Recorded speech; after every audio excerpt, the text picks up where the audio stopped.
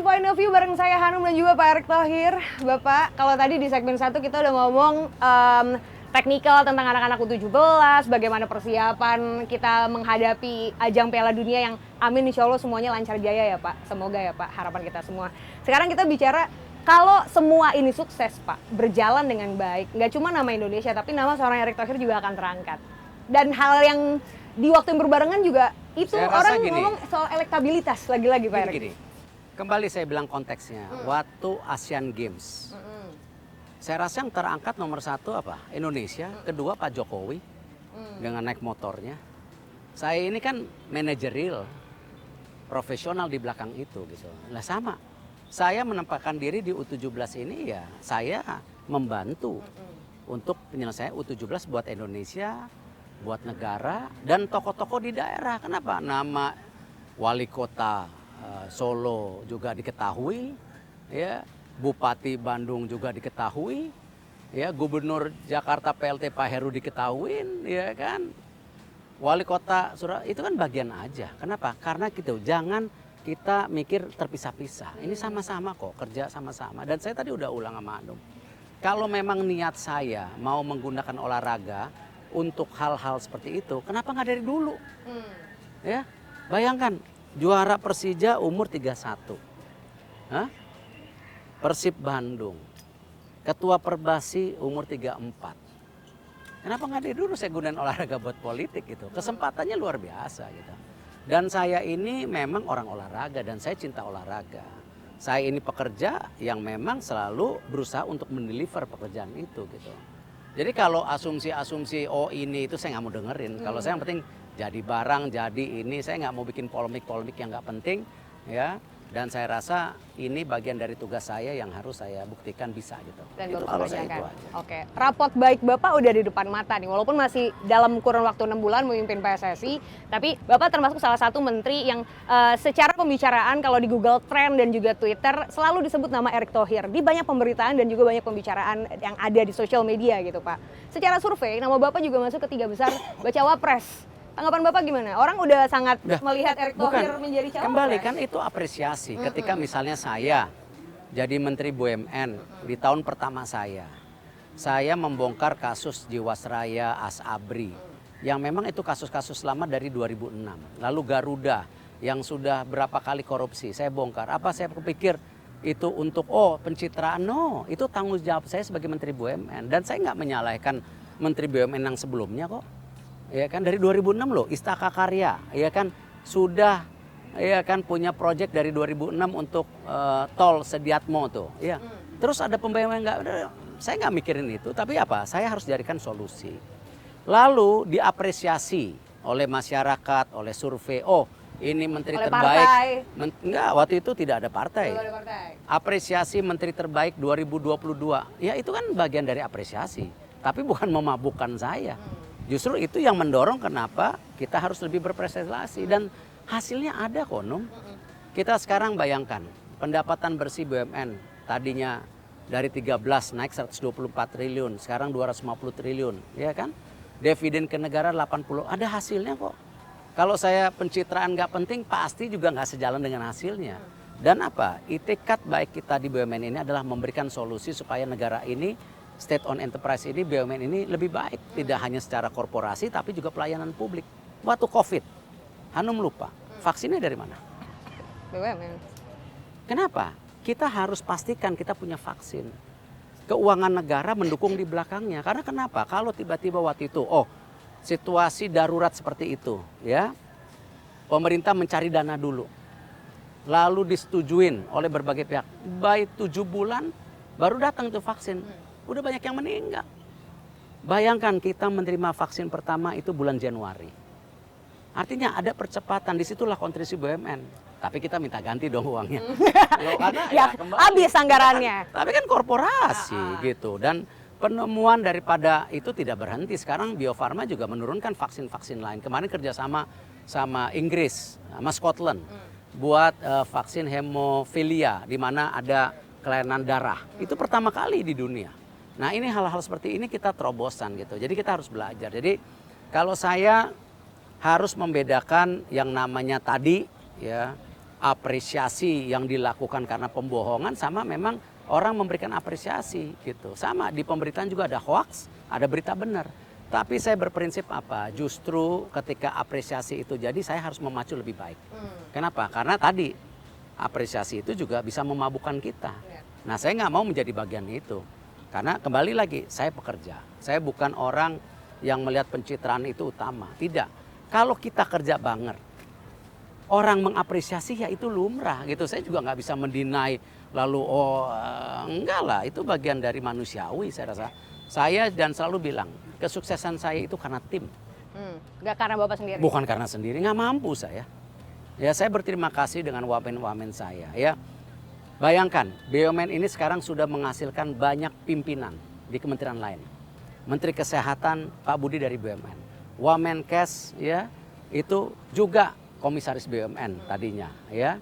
Lalu sekarang Wamenlu Pak Pahala dari BUMN. Wamenkominfo Pak Nezar dari BUMN. Kepala Badan Pangan Mas Arief dari BUMN. Artinya apa? Kita melahirkan juga tokoh-tokoh baru. Dan ini yang saya mau juga, kenapa? Sama, kenapa saya membina pemain muda? Karena dari umur 17-16 inilah kita ciptakan juga pemain masa depan kita. Dan komitmen saya sama anak muda bukan karena behola. Di BUMN sendiri sekarang sudah pertama kali 10% direksi umur 42. Soleh Ayubi di Bio Farma umur 38, wakil dirut. Fajrin Rasid di Telkom umur 36. Maya Witono waktu saya rekrut 40. Ya, dia dulunya dirut dari the biggest advertising di Indonesia. Mau. Jagoannya agensi. Kan tahu dong Maya Witono. Mau.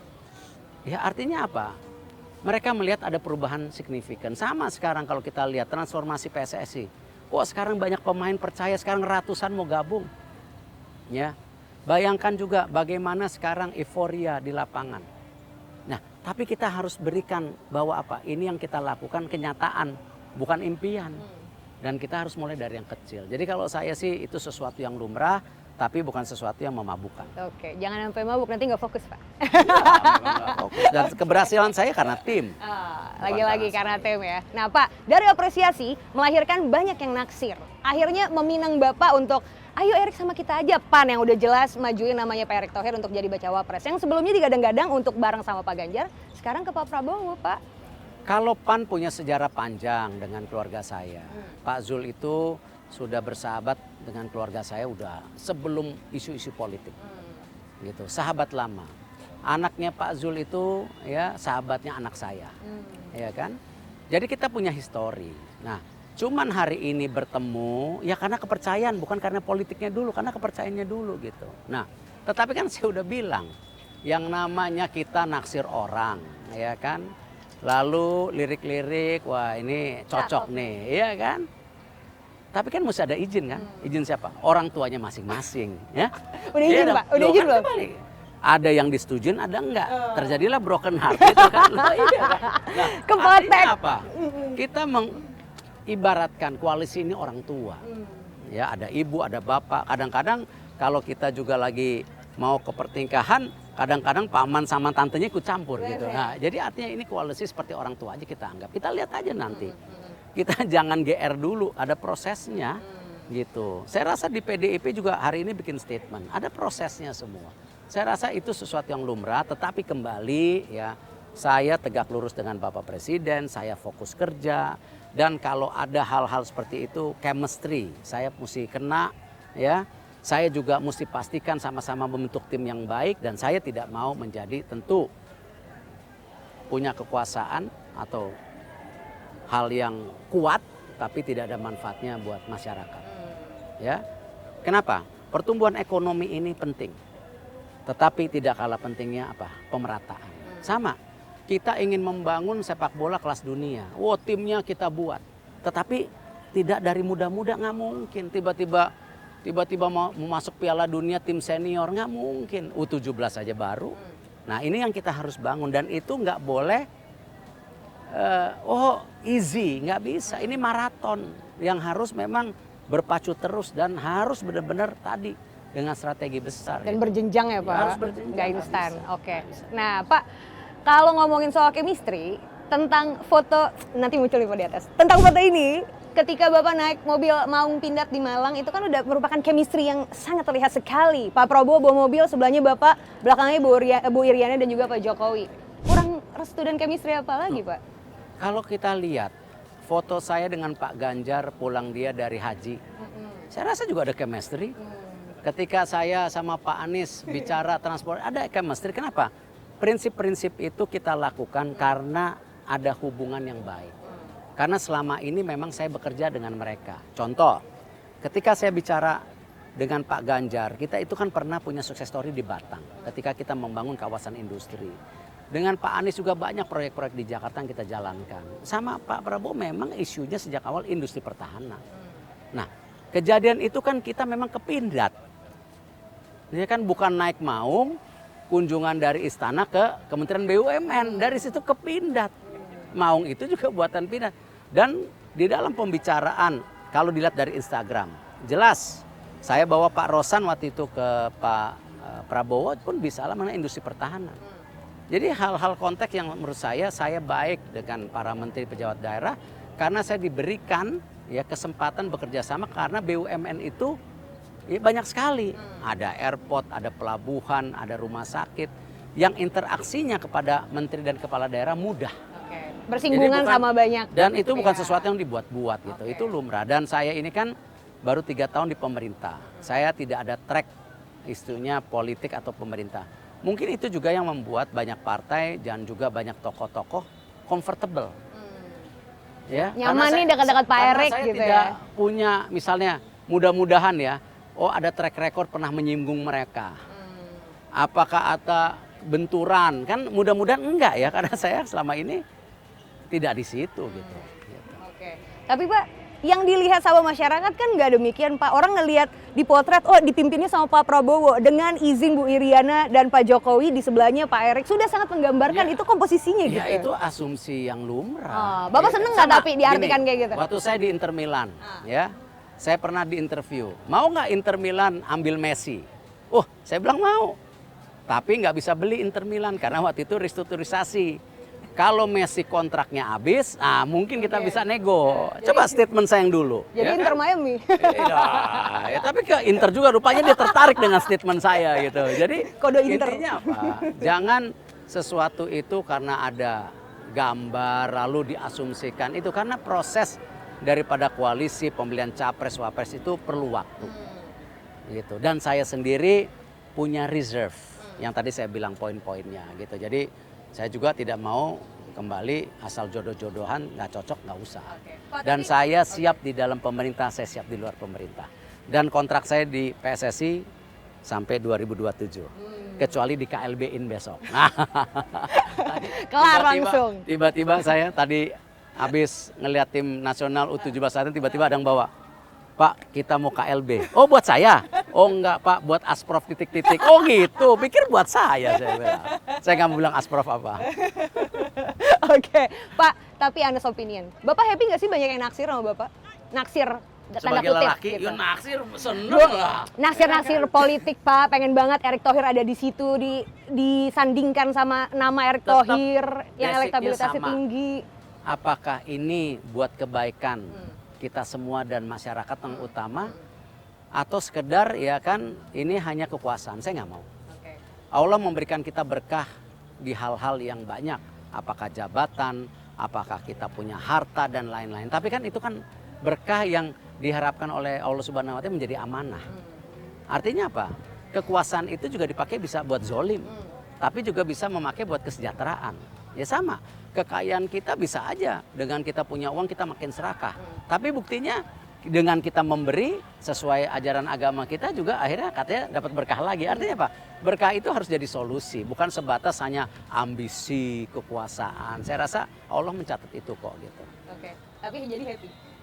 Saya rasa ya Happy apa sama enggak? lah. Kalau ketika dulu istri saya naksir saya, ya saya happy lah. Masa nggak happy ya nggak?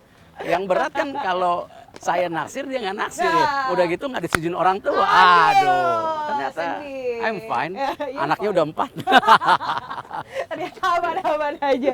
Oke Pak, kalau menuju pertanyaan terakhir Pak. Jadi kalau ngelihat konstelasi 2024, Pak Erik tadi ngomong siap di dalam atau tidak di dalam pemerintahan, confirm ya Pak? Confirm. Saya siap di luar pemerintah. Ya, selama saya di pemerintahan saya selesaikan tugas saya. Sama ketika saya juga diberi kesempatan memperbaiki sepak bola Indonesia sampai 2007 ya saya selesaikan gitu. Bukan karena apa-apa dan saya sudah membuktikan saya sukses bukan karena diri saya, karena tim saya. Waktu di Asian Games, waktu memperbaiki banyak hal, semua. Bahkan di Inter Milan saya menghijack banyak orang dari Manchester United, ya itu bagian dari tim yang saya investasikan gitu.